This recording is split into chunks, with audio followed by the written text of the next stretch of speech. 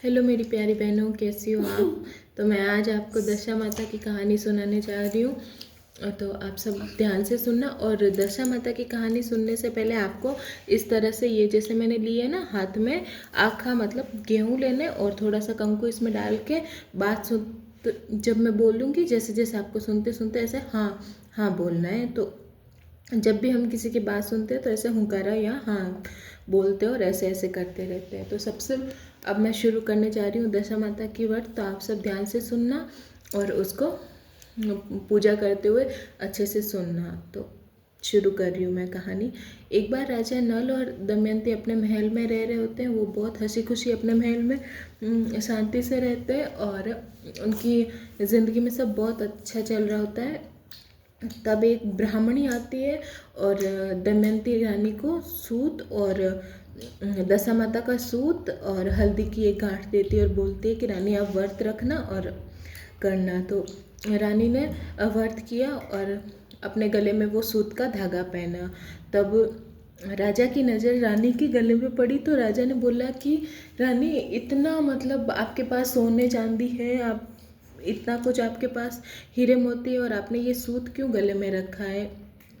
और राजा की बात रानी को थोड़ी अजीब लगी तो उन्होंने वो सूत का धागा जो उनके गले में था वो उतारा और उसको घोल के वो पी गई। और तभी रात हुई और राजा और रानी महल में सो रहे थे।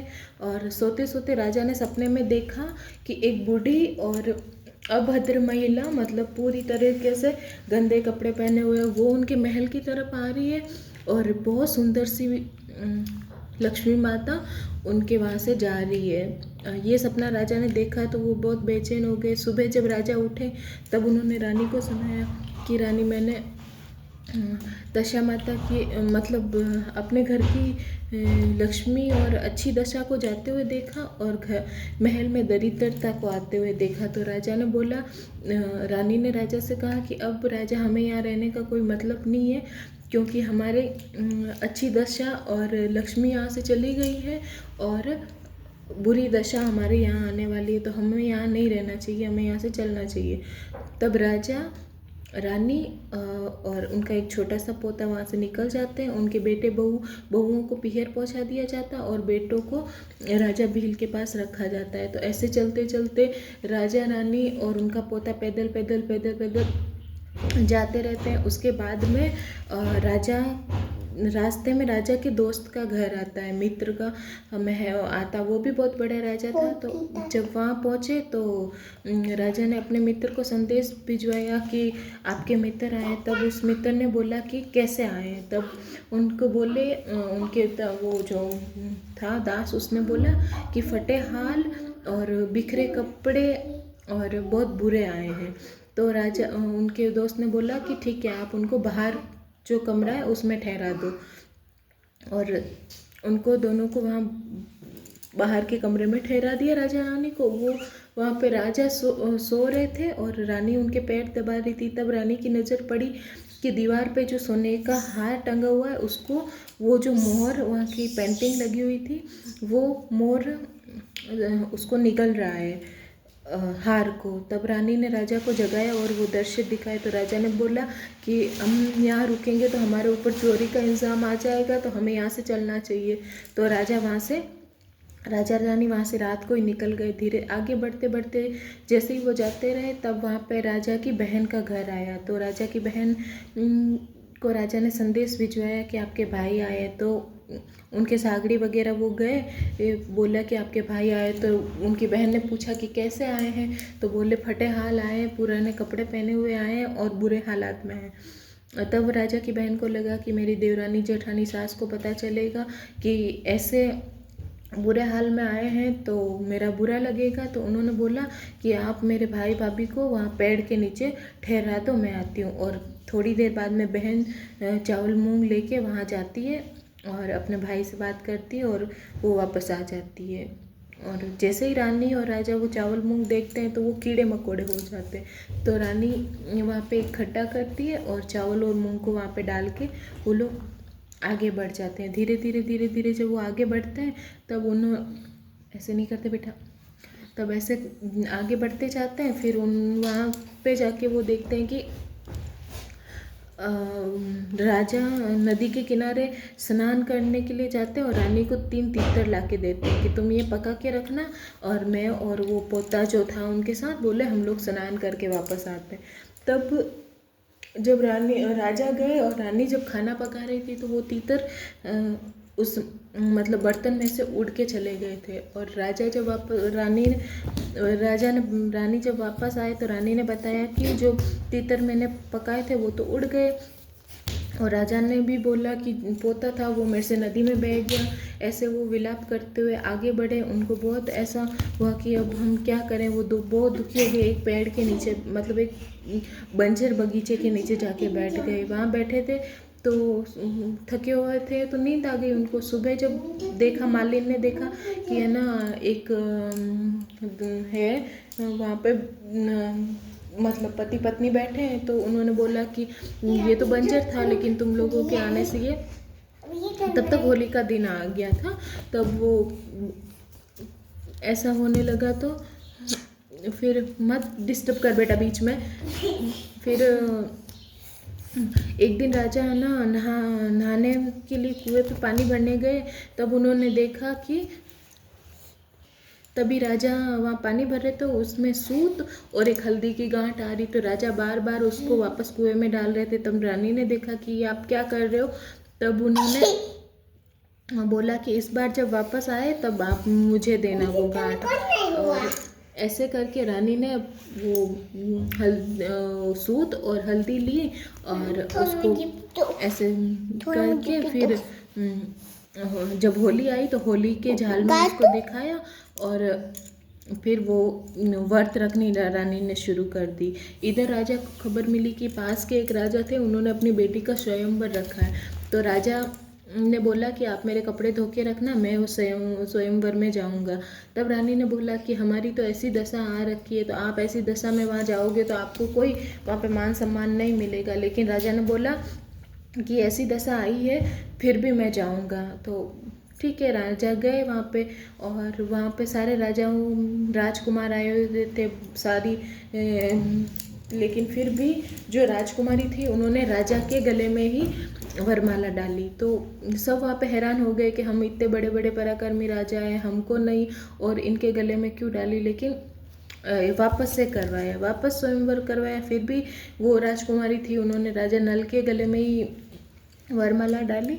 तब राजा ने बोला कि मैं ऐसे तो एक किसी माली के साथ में मेरी बेटी को नहीं भेजूंगा। तब उन्होंने बहुत बड़ी ऐसे प्रतियोगिता रखी। उस प्रतियोगिता में रखा कि जो राजा या राजकुमार सबसे बड़ा शिकार करके आएगा उसी को।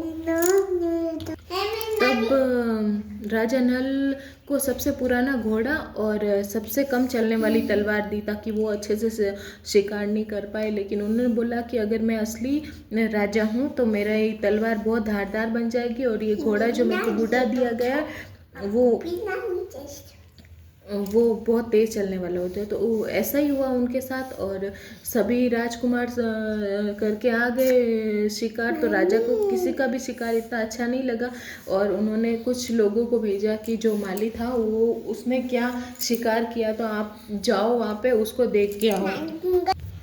तभी वो दास लोग वहाँ पे गए और देखा तो उन्होंने वो शेर का शिकार करके रखा था और राजा के महल में लेके आए उनको। और जो राजकुमारी थी वो राजा नल के साथ चली और वो दोनों आ गए रानी दमयंती के पास। वो छोटी रानी भी बाग में उनके साथ रहने लगी। तो ऐसे करके एक दिन दोनों रानी आपस में बात कर रही थी तो दमयंती ने बताया कि वो इतने बड़े राजा थे लेकिन उनकी दशा खराब आई और वो लोग ऐसी उनकी हालत हो गई। तब जाके राजकुमारी ने मतलब जो छोटी रानी थी उन्होंने अपने पिता को बताया कि ये तो राजा नल और दमयंती है और इनकी बुरी दशा के चक्कर में वो उनको इतना तकलीफ हुई। तो वो राजा ने भी राजा नल से माफ़ी मांगी और उनको बहुत सारे हीरे मोती जवाहरात और घोड़े दास दासी दे के उनको विदा किया। और इधर रानी ने तब तक दशा माता का व्रत वापस से करा और कहानी सुनी और उन्होंने पूरी विधि से दशा माता की पूजा करी। तो जैसे वो आगे बढ़े तो सबसे पहले आया उनके दोस्त, मतलब देख रहे थे वो नदी के किनारे आए तो एक धोबिन थी, धोबिन के पास में उनका पोता था, तो उन्होंने बोला कि ये मुझे मिला था, मैंने इसको रखा। तब राजा ने और रानी ने उसको बहुत सारे हीरे जवाहरात दिए और अपने पोते को साथ में लेके वो लोग रवाना हो गए। आगे बढ़ते बढ़ते उन्होंने देखा जब उनके दोस्त का वहाँ पे उनके मित्र का महल आया, तो राजा ने खबर भिजवाई कि बोलो कि राजा उनके मित्र आए। तब उनके मित्र ने पूछा कि कैसे आए, कि इस बार तो हीरे मोती घोड़े और सब बहुत अच्छे हाल में आए। तब उनके मित्र ने बोला कि उनको मेरे महल में ठहराओ। तब राजा ने मना कर दिया कि उनको महल में नहीं, हमें उसी कमरे में ठहरना है जहाँ हम लोग पहले ठहरे थे। तो राजा ने वहाँ पे ठहरा दिया और उनका मित्र उनके लिए भोजन लेके आया, सब उन्हें आदर सत्कार करे। और राजा नल और दमयंती वहीं जब सोने लगे तब उन्होंने देखा कि जो मोर हार निकल रहा था वो वापस उगल रहा है उस हार को। तब राजा नल ने अपने मित्र को बुलाया और कहा, ये देखो ये हमारी दशा खराब थी, तो अब ऐसा हुआ कि ये हमारे ऊपर चोरी का इल्ज़ाम लगता है, इसकी वजह से हम लोग चले गए थे। तब राजा नल के मित्र ने उनसे माफ़ी मांगी और वो वापस आगे बढ़ गए। आगे बढ़ते बढ़ते जब उनकी बहन का घर आया तब बोले कि राजा ने अपनी बहन को खबर भिजवाई कि उनके भाई आए। तब बहन ने पूछा कि कैसे आए। तब उनके सेवक ने बोला कि इस बार तो हाथी घोड़े के साथ और बहुत अच्छे हाल में आए। तब बहन ने बोला कि उनको मेरे महल में लेके आओ, लेकिन राजा ने मना कर दिया कि नहीं, वो हम महल में नहीं आएंगे, हम उसी पेड़ के नीचे ठहरेंगे जहाँ पे पहले ठहरे थे। तब वो दोनों रुके और उन्होंने वहाँ पे उनकी बहन अच्छे पकवान बना के लेके आई और अपने भाई भाभी से बहुत अच्छे से मिली। तब उनकी भाभी ने जो चावल और मूंग उसमें ज़मीन में गाड़ रखे थे उनको खोदा तो उसमें से हीरे जवाहरात निकले और वो हीरे जवाहरात उन्होंने अपनी बहन को दिए और भी बहुत सारा धन देख के वो लोग आगे बढ़ गए। जब अपने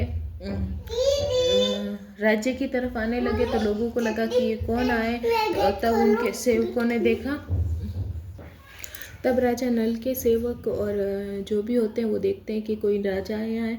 तब उनको पता चलता है कि उनके राजा नल और दमयंती वापस आए और उनके बेटों को भी राजा भील से वापस लेके आते हैं। जो बहुएं पिहर गई हुई थी उनको वापस मंगाया जाता है और राजा रानी खुशी खुशी से अपने महल में फिर से रहने लगते हैं। तो हे दशा माता, जैसे राजा और नल दंपति को दुखी किया वैसा कभी किसी को शकल में मत करना और जितना सुख उनको दिया उतना सबको देना। तो ये कहानी मैंने आपको दशा माता की सुनाई है। ये दशा माता की कहानी है। और जब हम व्रत करेंगे, शुक्रवार है इस बार 13 तारीख को व्रत है, तो आप ये कहानी ज़रूर सुने। और हे दशा माता, जैसी राजा नल और दंपति से रूठी ऐसी किसी से मत रूठना और जैसी राजा नल और दंपति को टूटी ऐसी सभी को टूटना। हे दशा माता।